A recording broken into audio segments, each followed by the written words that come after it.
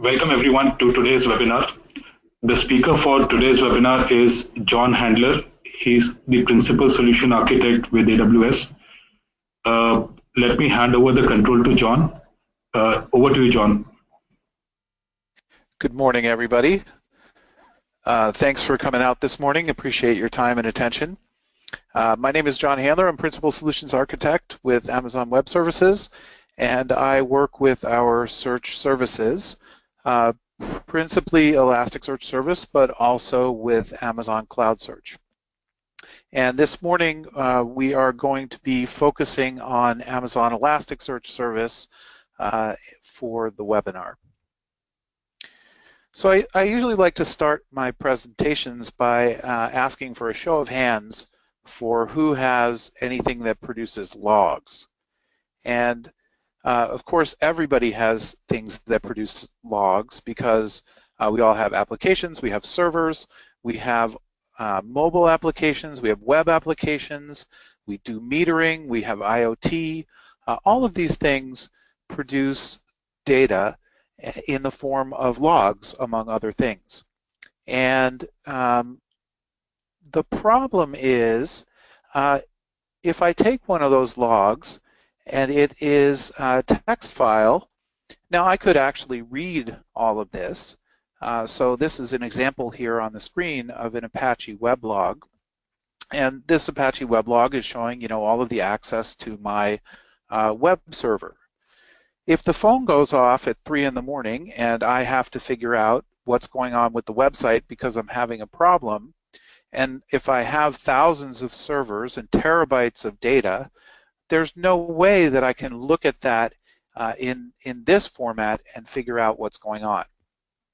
And similarly, for all of the data that we produce, that actually machines produce, we have all of this data, but we don't have an easy way to get at it in a text format. Now, we have a tool, though, called Elasticsearch, which allows us to flow that log data into Elasticsearch, which is a search engine, and Elasticsearch holds it and then provides a UI called Kibana that allows us to visualize the data that's actually in our log files in a useful way.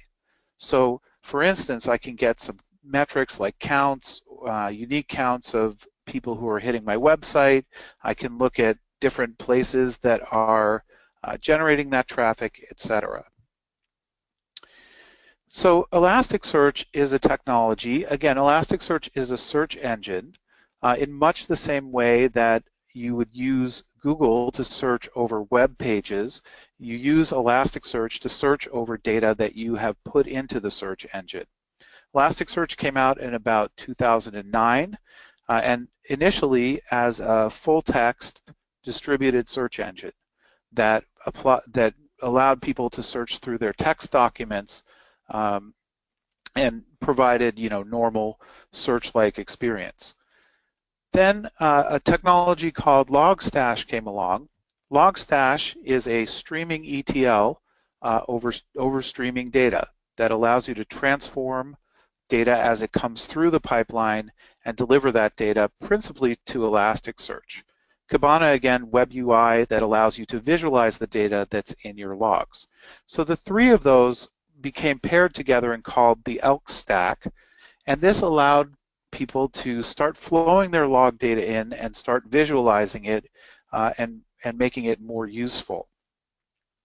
Now the issue with the ELK stack is it's tremendously easy to get started. It's very easy to spin up a search cluster, an Elasticsearch cluster, very easy to flow data in there with Logstash. But as you try to grow and as the data size grows, as the amount of logs that you have grows, ELK can be very difficult to scale.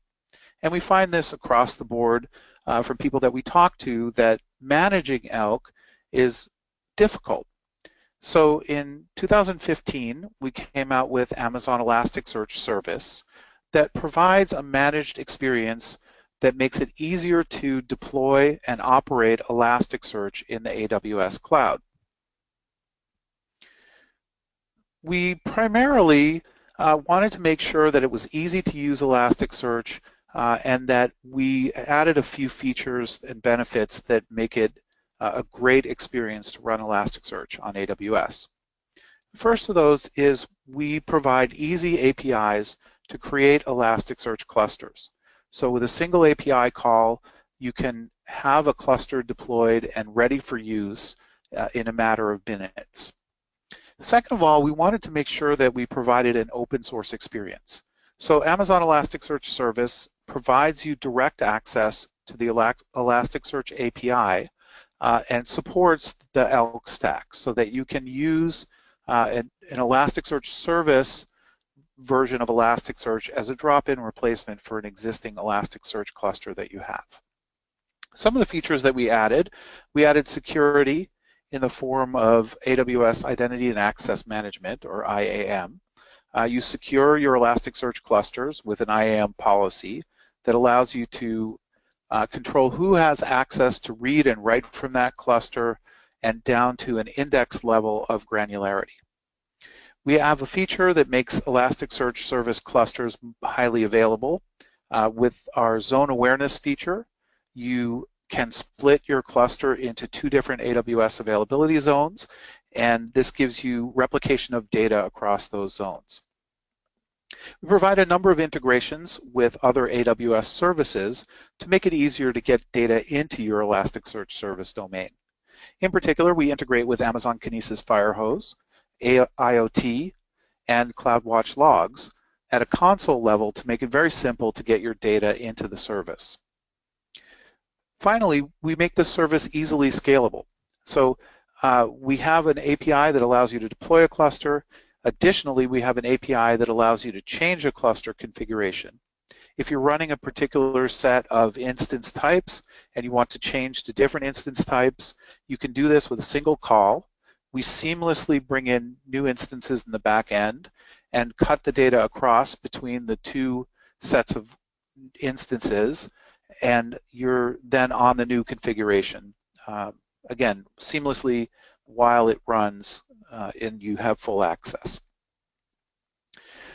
We see 2 main use cases where Elasticsearch service is used.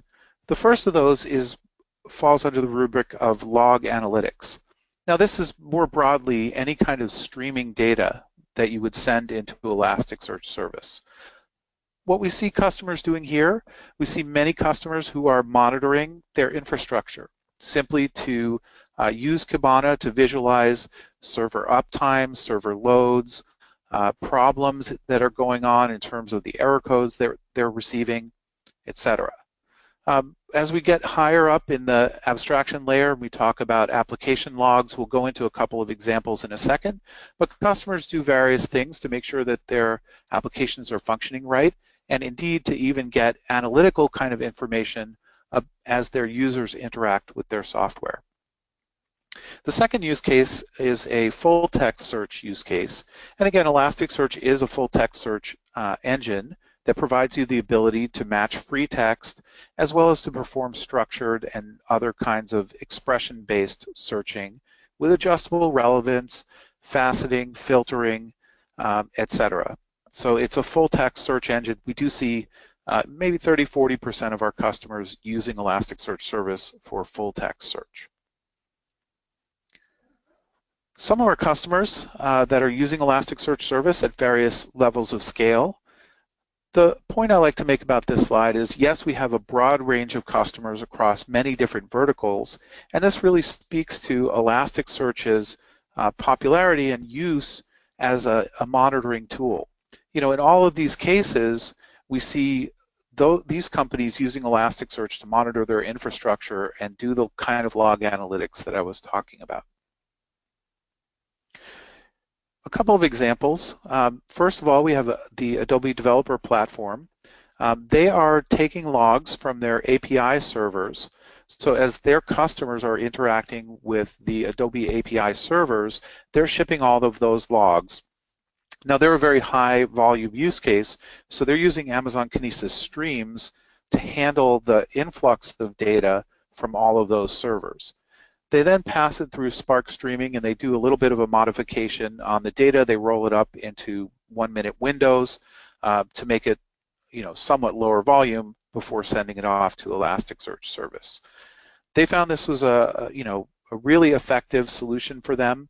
They're sending over 200,000 API calls per second at peak, and all of that data is going to Elasticsearch service. As they were doing the development, they really had a nice benefit of being able to switch around their deployment and instance types, and they were able to take advantage of that to make sure that they dialed in their deployment exactly to the resource needs that they had. A second example of streaming data is McGraw-Hill Education. McGraw-Hill Education is an online learning software. They have a catalog of classes. Students sign up for those classes and teachers deliver them. They wanted to use Elasticsearch to analyze the performance of not only their software, but also of the students and teachers who are using that software. So they flow in all of the data as students and teachers interact with their website into Elasticsearch service. And then they don't use Kibana, they use actually Elasticsearch query language to send queries and figure out things like what was the class average and how engaged was this teacher with their students, and how much did the students learn in this class versus that class. So they had a real analytics kind of solution and problem. And for them, the scalability of Elasticsearch service was really a big benefit. They start the school year with no data whatsoever. And as it goes on across the 9 months of the school year, they grow out to be 32 terabytes of data. With Elasticsearch service, they were able to use a small deployment to start out with and then grow that deployment as their data grew along with it. So we'll talk a little bit about Elasticsearch service now and walk through some of the basics of how to think about deploying a cluster of Elasticsearch and what does that mean and how does it operate. When you use Elasticsearch service, you create what we call a domain. An Elasticsearch service domain wraps all of the software and hardware that is used to run Elasticsearch in the AWS cloud, along with the additional security and monitoring and other features that we provide with the service. So domain is just a group name. You use the SDK, the CLI, the console, CloudFormation to deploy an Elasticsearch service cluster. And again, Elasticsearch is a clustered technology.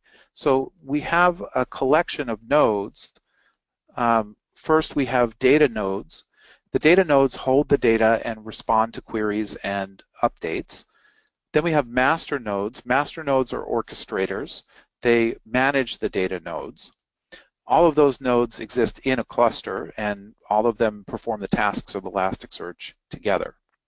In front of the cluster, we put elastic load balancing, just to spread the load across the nodes in the cluster.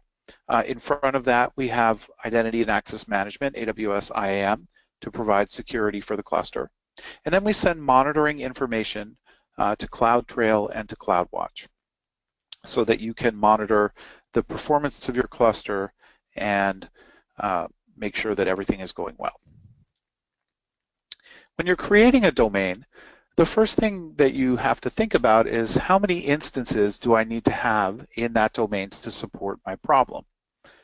So there's a little bit of a kind of joint question here, and at a very simple level, we can take this as a question of storage.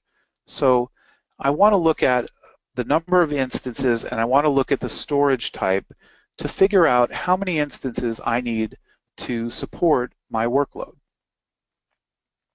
But before we can talk about that, we have to go a little bit into how is it that Elasticsearch stores data and how is that data organized within the cluster. For log analytics use cases, we typically see customers streaming across a number of different indexes. Essentially, this is a write once scenario. So customers will create an index for each day, and many of the tools already do this automatically for you. That index consists of the set of all of the documents that are in that search index. Indexes are divided into shards. Each shard is a subset of all of the documents that are in the index, and shards are non-overlapping, they're all distinct. Indexes can have one to many shards. The shards contain documents. The documents themselves are not what we think of as a kind of Office document. They're not Word documents or PDFs or whatever. For log analytics, each log line corresponds to a single search document. Documents are what you put into a search engine. Documents are what you get out of the search engine. The document is composed of a set of fields and values.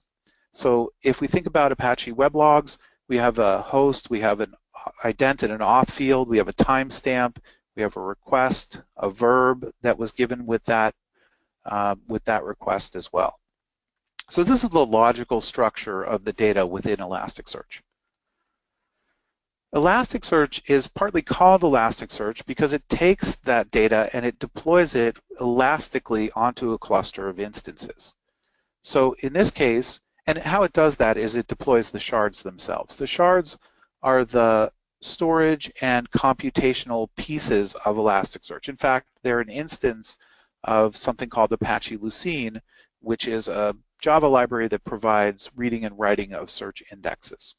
So each shard holding some set of documents is deployed onto a particular instance in an Amazon Elasticsearch service cluster.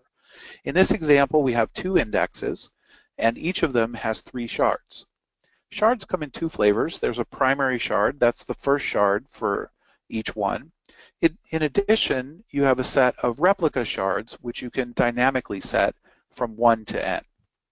In this example, we have a single primary shard and a single replica shard for each of our shards.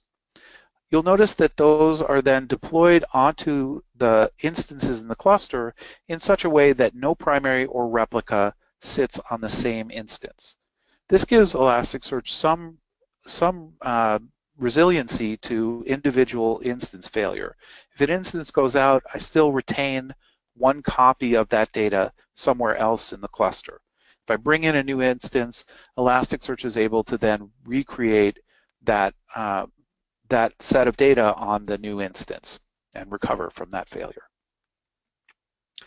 So if we think about how many instances we want, again, we have a number of shards that are deployed roughly evenly onto a set of instances. Well, again, we can look at it as a sizing problem, or from the size perspective. So we'll say, let's say we have a 2 terabyte corpus. Now, when I send in 2 terabytes of log lines, Elasticsearch creates an index out of those log lines, which is not exactly the same size as the source data was. In fact, it ranges from smaller than to larger than the source data, but in typical cases, the index size is about the same as the source corpus of documents, usually 1 to 1.1. For each replica that we deploy, we have to add an additional set of storage, right? So if I start with my 2 terabyte corpus and I end up with a 2 terabyte index, and then I add a replica, I'll need 4 terabytes of storage to store that index. We can then size based on storage requirements. We can use local storage or EBS storage, and for EBS storage, we can get as large as 1.5 terabytes per instance. Taking all of that, we can simply divide. We can say, okay, I have a 2 terabyte corpus with my replica, that's 4 terabytes of index I need to store, so that will require 4 instances. If I have a 1.5 terabytes per instance, it gives us 6 terabytes total of storage. We divide that. We have a little overhead in there. That's good because, again, the index will be a little bit larger. So this is the right sizing for this 2 terabyte corpus. When you create your Elasticsearch index, you set the number of primary shards. It's very important to get the number of primary shards correct so that they're not too big and they're not too small. There's a lot of information out there about how to size shards, but again, at a very simple level, we can take this as a problem of storage. So as a best practice, set the primary shard count so that the shards are less than 50 gigabytes. To do this, you can divide your index size by about 40 gigabytes. You can shade it up or down to get an initial shard count. So if we look at our example here again, 2 terabyte corpus will need 50 shards. Taking 2,000 gigabytes, dividing by 40 gigabytes per shard, we should use about 50 shards for that. And we use 40 gigabytes as a target because that gives a little overhead as your indexes roll forward day to day. You won't have to adjust anything quite as often.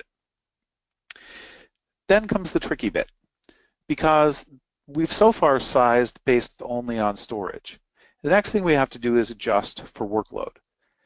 There are some general rules here, but mostly what you do is you try it out, run your workload against it, and see how it comes out, whether you're over or underscaled.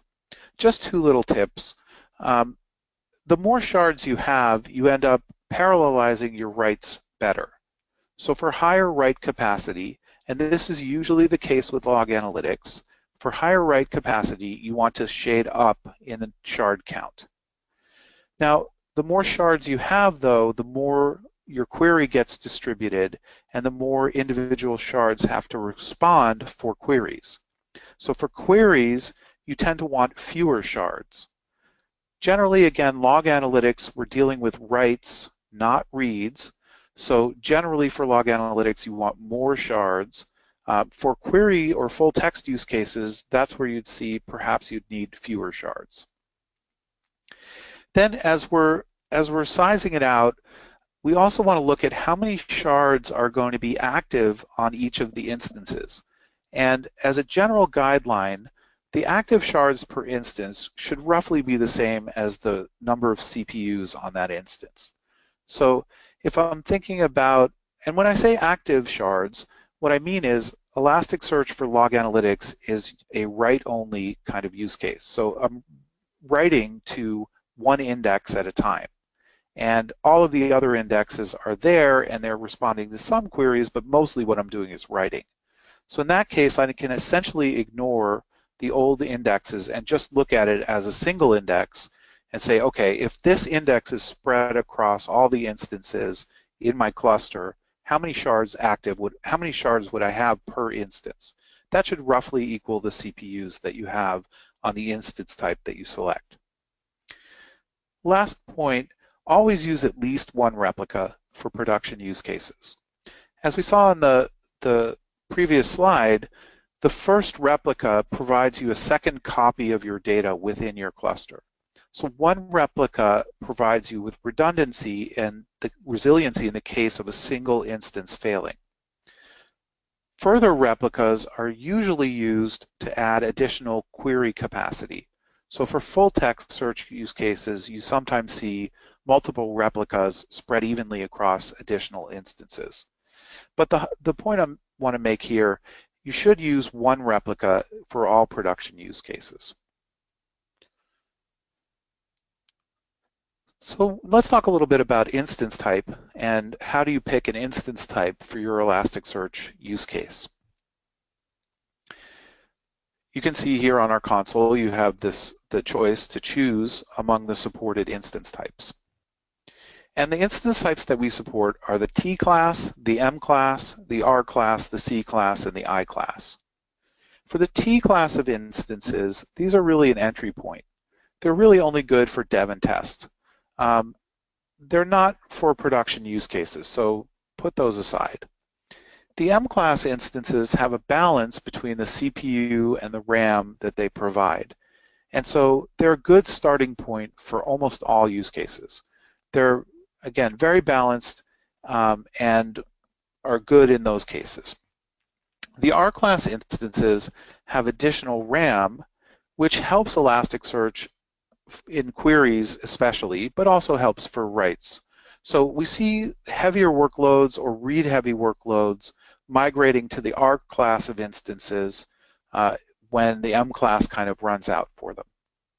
The C class of instances with more CPUs supports more concurrency. So if you have a very high connectivity that you're trying to support, you'd want to head towards the C class. And then finally, the I class of instances with 1.6 terabytes of SSD local storage has the largest attached disks of any instance type that we support. We do find that the instance storage is slightly quicker than the EBS storage. In most situations, it doesn't matter, especially for log analytics. We do recommend EBS volumes, and we do recommend the GP2 general purpose EBS volumes as the right choice. However, instance storage will give you up to a 10 to 15% performance improvement, which usually matters for, again, full text workloads, not so much for log analytics workloads. When we think about instance sizing, and I just wanted to give some example or some feel for what are the instance sizes that would be appropriate for different workloads. Starting out at the small end, we do see a lot of customers who have application instances with Logstash or the newer Beats co-located on the application instance, tailing the log lines and sending those to Elasticsearch directly. In this case, we have the M4 class. M4 large is our entry point default instance type, up to 200 gigabytes a day with 100 gigabyte EBS volumes or larger, depending on how much data you're storing, is a good choice. We do also recommend master nodes. We'll get to those in a second. For larger use cases, a couple of points to make. When you have a large set of instances and you outgrow the number of CPUs that you can support with connectivity, then you need some kind of buffering solution. In this case, we recommend Amazon Kinesis Firehose to take your data, transform, and deliver it to Elasticsearch service. And here we're seeing up to a terabyte of data a day, something like on the R4, 2x larges with 1 terabyte volumes, and again, 3 M4 large master nodes is the recommendation. Finally, at the high end, and again, this is thinking about the Adobe use case, what we see is we have many data producers, and we need some really large-scale way of handling all of that data. Well, many customers use Amazon Kinesis Streams, or they use Spark along with that, or they use EMR. And this is, again, 1 terabyte plus per day. We're then looking at kind of getting into the larger instance sizes like the 8x large for the R4s. As the number of data instances grows, the number of master nodes is going to grow in size and complexity. C4 2x large for an XL use case is a good place to start for this. I want to touch on a couple of the features that we have that we provide through Amazon Elasticsearch service. The first of those is dedicated masters. You'll see in our console you can choose to enable dedicated masters. If you click the checkbox, you'll have a drop-down that lets you set an instance type and an instance count for the dedicated master nodes. So what are dedicated masters, and should you use them? Well, every Elasticsearch cluster has a master instance. That master instance is responsible to know what are the indexes, what are the schemas for those indexes, what are the shards, where are the shards located, which are the nodes in the cluster, and where are they. So essentially, it's keeping track of cluster state. So the problem is, if I have my master instance, which is tracking my cluster state, co-located and doing the same functions as the data instance, which is reading, which is handling updates and responding to queries, then my query or update volume can actually overload that node, and all of a sudden my coordinator goes away and my cluster dissolves. So it's not a great idea to keep the master function on the same instance as the data instances. When I employ dedicated masters, what I do is I take that master function and I push it onto a node that's not a data node. So dedicated master nodes are nodes that do nothing but provide the master function, or provide a way to do the master function. Now, the master instance in a cluster is elected based on a majority of the instances that are eligible to be masters. So if I have an even number of instances eligible, then, and I have a split, a network split, then each half could get enough to elect a master. In that case, my cluster will turn into 2 clusters, and that's not a good thing. So an even number of dedicated masters is not a good thing. You always want to use an odd number of dedicated masters. And one dedicated master is really not enough. If that master goes away, again, you don't have a backup. So you want to use 3 dedicated masters in all cases where you want to use masters, at least 5 or 7, perhaps in very large clusters. We recommend that you use 3 dedicated masters for all production workloads. In some cases, if it's dev and test, you don't care so much. If your cluster goes away, you can rebuild it easily. But in production, we recommend that you use 3 dedicated master nodes. And in terms of the master nodes themselves, they're doing a lot less than what the data nodes are doing. So you can use much smaller instance types, and you can use, again, only 3 of them to manage really large clusters.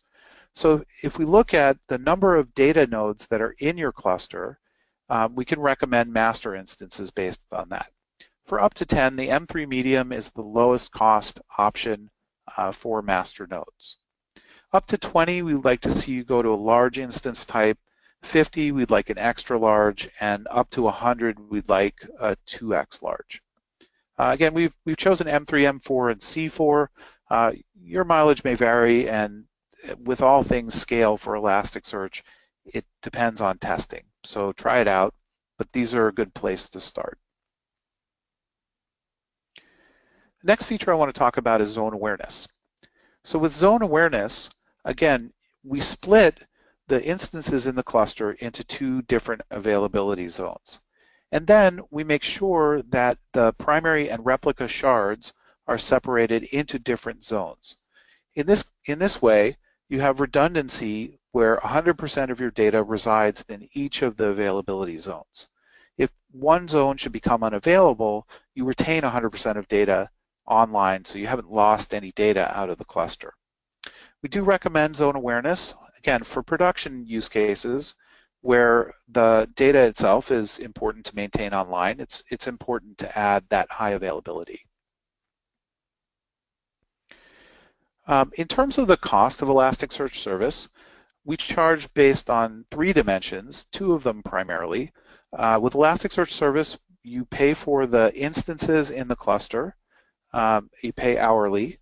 And then if you choose EBS as your storage option, then you also pay for the EBS volumes. The 3rd dimension we also charge is AWS data transfer. This is the standard data transfer charge that you would incur across AWS. We do qualify for free tier. So if you are free tier qualifying, you can use a single T2 small to try out the service, see how it goes, get a feel for it, and use it for free.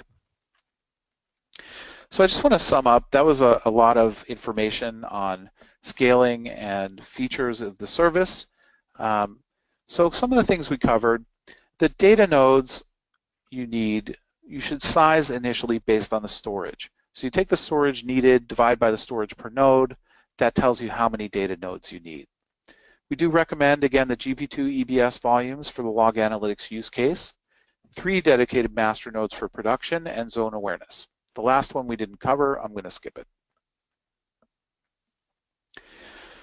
So once we understand how to deploy an Elasticsearch service cluster and how it operates, the next question that comes fairly urgently is, well, how do I get data into it? So we have a number of different ways of getting data into Elasticsearch, corresponding to a number of different technologies that you might use. We have on the left a set of data producers. Those are generating log data, streaming data, all of that.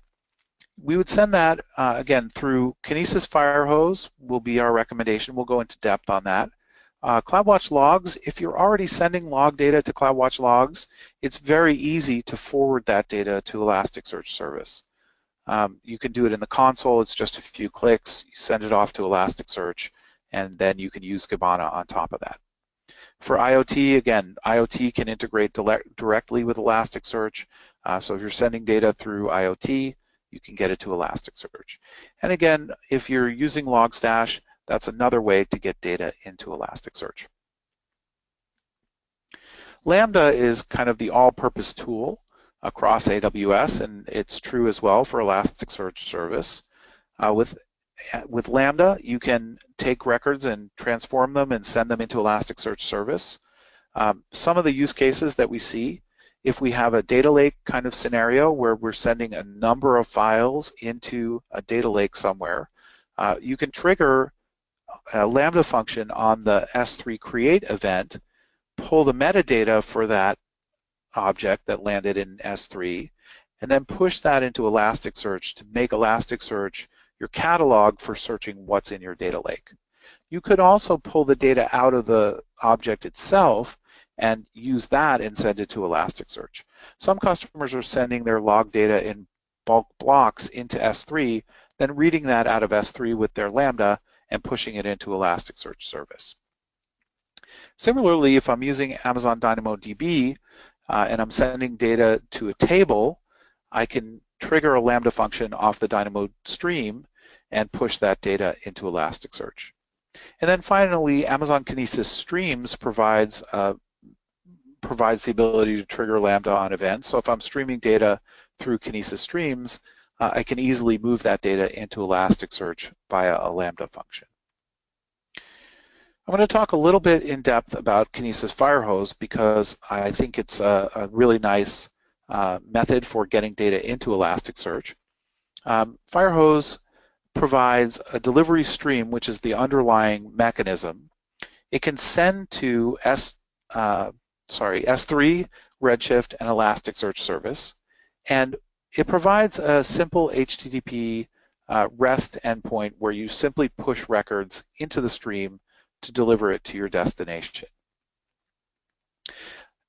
Firehose has a number of features that make it a really nice delivery architecture.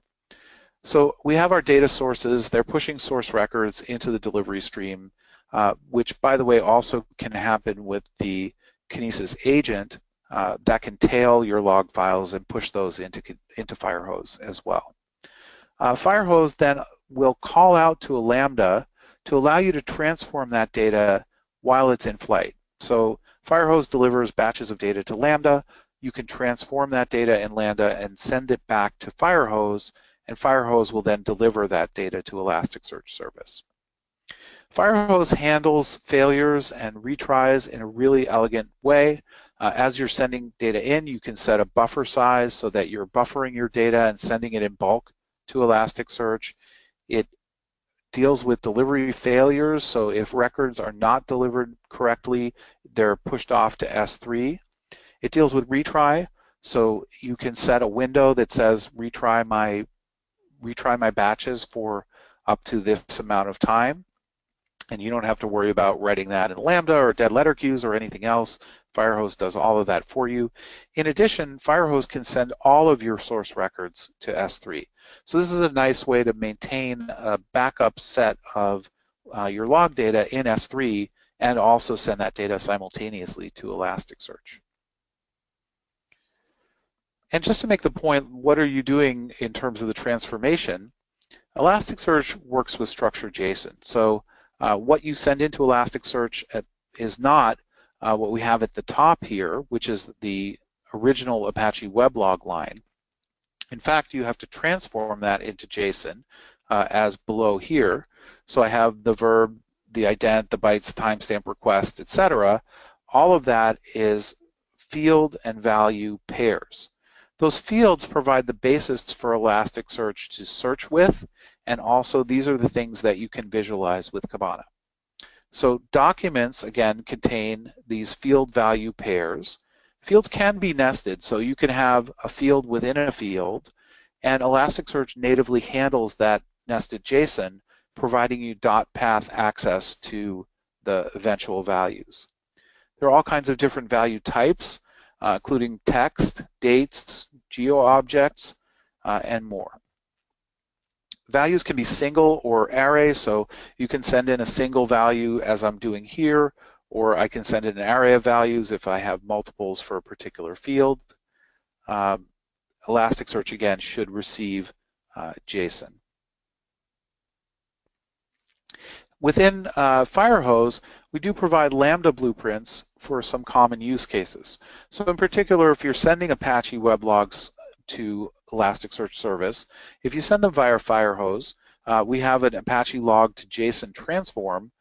You can simply click and use that one within Firehose to automatically transform your data into that JSON. We also have a syslog to JSON format that works with Elasticsearch service. So again, some of the features that Firehose has that make it great for ingest. Serverless scale, didn't mention it, but with Kinesis, it's serverless, it scales automatically, and it provides you with almost limitless capacity to scale out. The error handling is great, the retries, the buffering windows, and then the S3 bucket where your failures land up provide you a means of going back and looking at that data that failed and retrying it. We didn't cover any of these best practices. I'm going to skip over these. Actually, I'll just say a couple of things. With Firehose, again, you set a buffer, and that's based on the amount of time you want to wait and also the size of data that's going through. So use smaller buffer sizes to increase your throughput and decrease your latency to searchability, but you have to be a little bit careful that you don't overwhelm your cluster with too many write requests. Firehose does rotate your index for you. You can choose daily, weekly, monthly, or hourly, and daily is correct for most use cases, out to about 1 terabyte. Hourly would be multiple terabytes per day, and larger than that, weekly, monthly, you could use for 250 gigabytes to 100 gigabytes to 1 terabyte over that time period. So I'm going to talk a little bit about Kibana and what Kibana does and how Elasticsearch supports log analysis. And the feature that Elasticsearch has is called aggregations. So if we look at an aggregation, what an aggregation does is it takes the values for a particular field and splits them into buckets and then counts or does other math on the contents of those buckets. So here's an example. If I have an Apache weblog and I want to look at all the traffic from a particular host with some and figure out what are the verbs that HTTP verbs that host is sending, I look up, Elasticsearch looks up in its index that host name. It finds there the list of all of the documents that contained that host name. In other words, this is a straight up list of all of the weblog lines that came from that host. It then looks at the verb field and gets the data that is attached to each of those documents. In this case, we have a couple of gets, a post, another get, put, etc.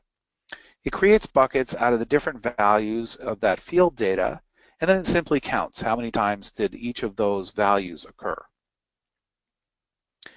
So aggregations then generalize this concept of buckets and metrics.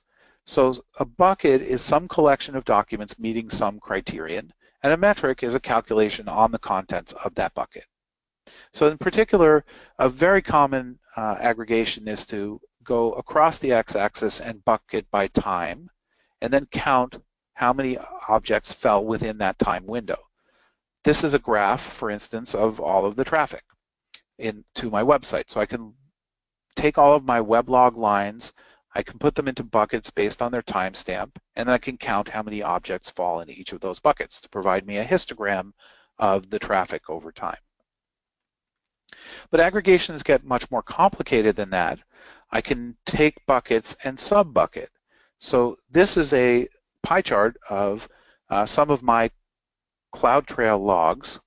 I'm looking at the ARN of the sender of those requests, and then I'm bucketing within that by the region that request was issued in, and then I'm further bucketing by the event name or what was what was called, and then I'm counting. So I can see I have a major caller over here. I have a smaller caller, my regions break down, etc. I can use this to track what's happening in real time. Some of the other things that you can do with Kibana, we have metrics that, again, allow me to just count things. So here's for weblog lines, this is the total events in the time period I'm looking at. This is the requests I've received. This is the different hosts, the unique hosts that have sent me those requests. I can have line charts. This is a line chart that's graphing the size of the data that I'm sending out. So I'm bucketing again by time on the bottom, and then at the top I'm looking at how much data is flowing out of my website. I can break it out in more complicated ways by looking at different hosts and how many requests those are sending. I can again get a pie chart. Again, this is host and request. And I can even have a heat map that lets me find hotspots in my requests of data. This is again looking at the URLs that I'm receiving for my weblog and finding where I have the hotspots during different times of day or different days. And then finally, I can visualize some stacked bars if I want to look at totals and the breakdown of items within the totals. So the takeaways in terms of Kibana are that Elasticsearch itself works on statistical data, looking at counts and sums and mins and maxes, averages across buckets that are defined by a query. The visualizations themselves are buckets and metrics, and frequently you want to use a histogram of time on the x-axis and then sub-aggregate to get your y-axis. So in summary, Elasticsearch Service provides you an easy way to run Elasticsearch in the AWS cloud. Firehose is a great tool for ingesting data, and with Kibana, you can monitor your infrastructure in real time, dig in and find problems, and make sure everything's running well. So thank you very much. I am going to switch over to the questions now. All right.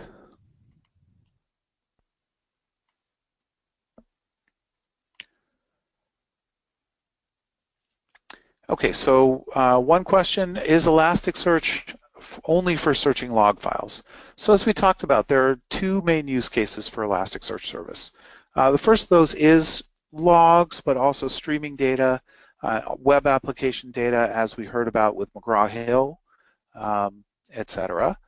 The second use case is full text use case. We do see a number of different customers who are using Elasticsearch Service to support their web applications for things like e-commerce and application search across whatever the data the application is providing as well.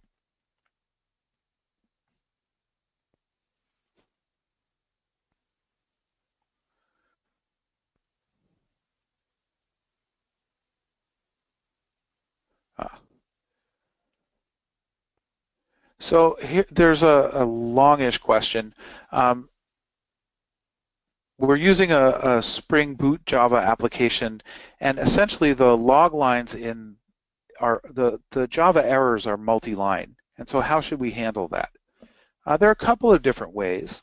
If you happen to be using Logstash, Logstash does have a way of condensing multiple lines into a single line.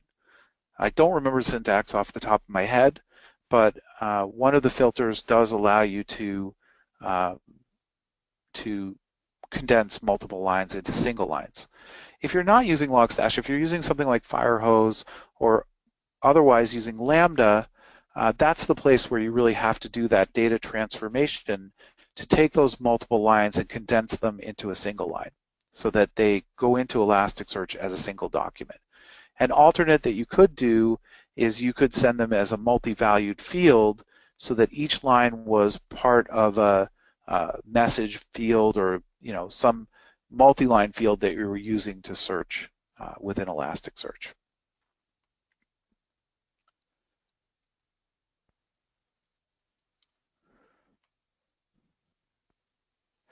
So here's a question. What's the difference between CloudTrail and Elasticsearch service? CloudTrail is a service that receives logs from other AWS services. So when I interact with the EC2 console or the S3 console, or I send data, or I create a Kinesis stream, those AWS services, EC2, S3, Kinesis, send logs to CloudTrail. CloudTrail provides you some basic capabilities to search and display your log lines. Similarly, CloudWatch Logs does provide you with some basic capabilities for searching and displaying your log lines. The difference is that Elasticsearch service, number one, is real time. So with Elasticsearch service, I'm sending my logs in real time, and I'm able to visualize in real time what's happening right now. And second of all, Elasticsearch has a much broader capability to provide you with the ability to search your data. So CloudTrail, CloudWatch Logs, they're not fundamentally search engines. Search engines are good at natural language. They know how to decompose and make things searchable easily.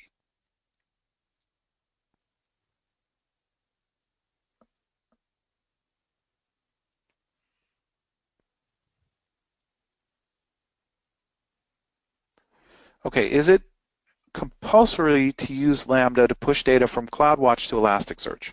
Can't we directly send data from CloudWatch to Elasticsearch? CloudWatch provides the integration via Lambda, and other than triggering off a CloudWatch event, there's really no way to send data directly from CloudWatch to Elasticsearch service without having Lambda involved in some way, shape, or form.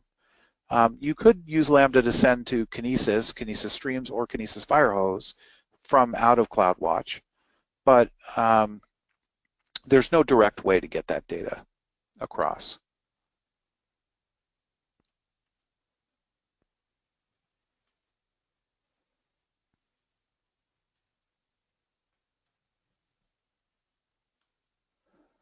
Sorry, I'm just scrolling down the questions here. I'm trying to get to them all.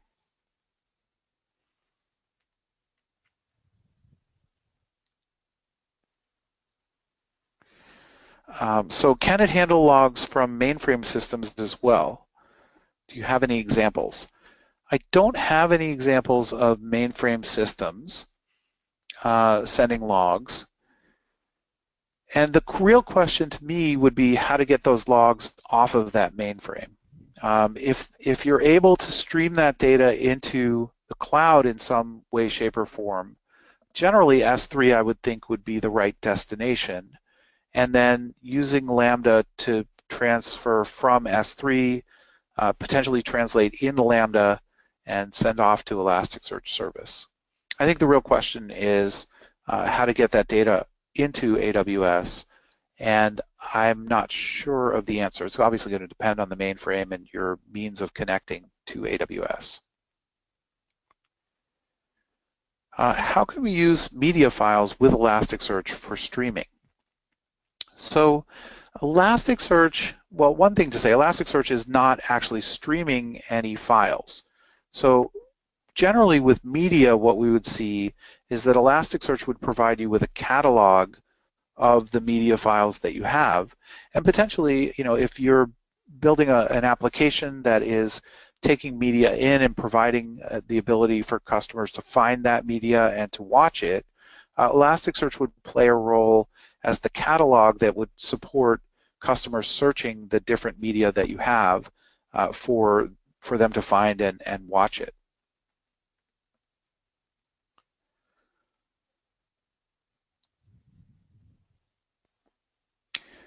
So does Elasticsearch provide CloudWatch metrics and similar dashboards like Kibana? So Elasticsearch does support, getting metrics out of your log data. It's not, so we do also provide metrics to CloudWatch. So your Elasticsearch service domain, we publish about 20 metrics that cover things like the JVM memory pressure for your Java JVM, the CPU utilization on your instances, the free storage space in your cluster. We have a host of EBS metrics that we publish around the read and write latencies, queue depths, other things like that.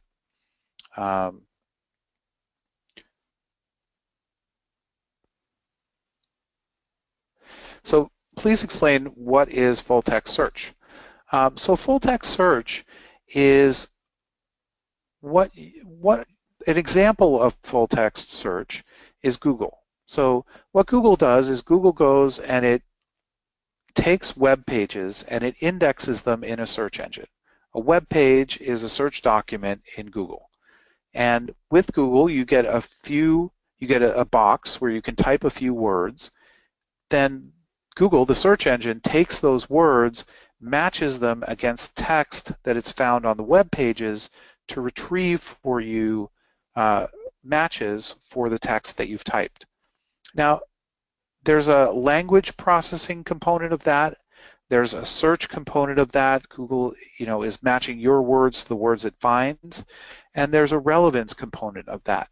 It doesn't retrieve everything for you. It retrieves the best matches for what you've typed. And all of those are sort of core components of what we think of as full text search. Is it like a BI tool? Yes, it's like a BI tool, but there's a difference in emphasis.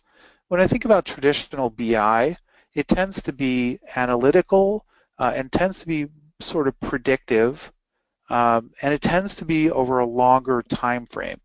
So a BI tool should look at, sales data and, number one, break down for me, which regions were selling the most widgets and which salespeople were selling the most widgets and what was my revenue by region, all of that stuff. Elasticsearch can do that portion. But then BI tools also frequently are predictive in that they say, okay, so if I add 3 more salespeople to this region, how should my sales change, right? Elasticsearch is much more real-time focused.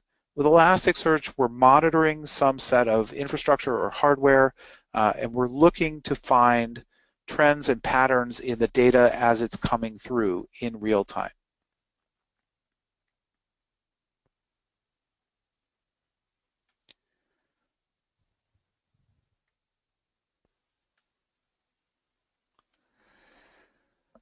So a lot of questions on sort of other technologies and how it compares.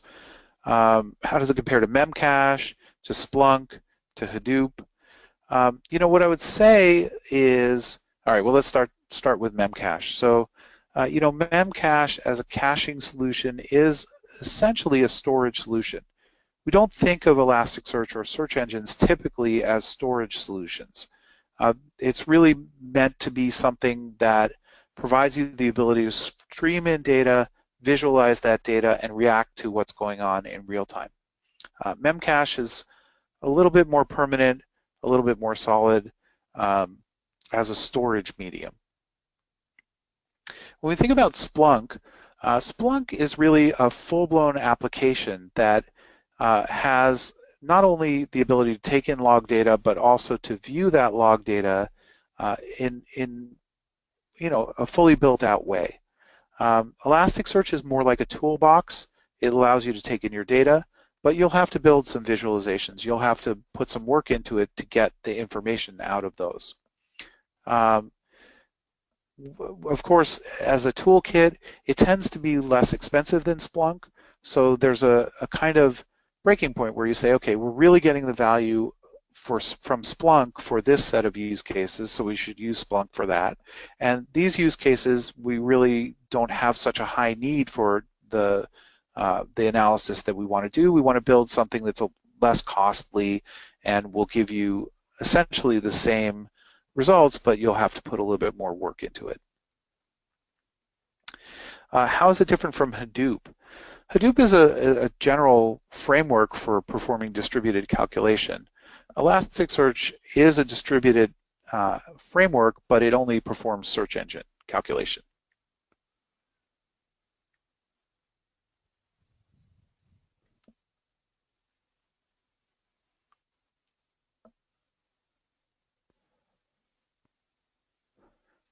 sorry, I'll take one last one, and then we will wrap up. How to find the health of index or shards. So I mentioned we do support a number of different CloudWatch metrics around your cluster. Most of those are, again, at a full cluster level.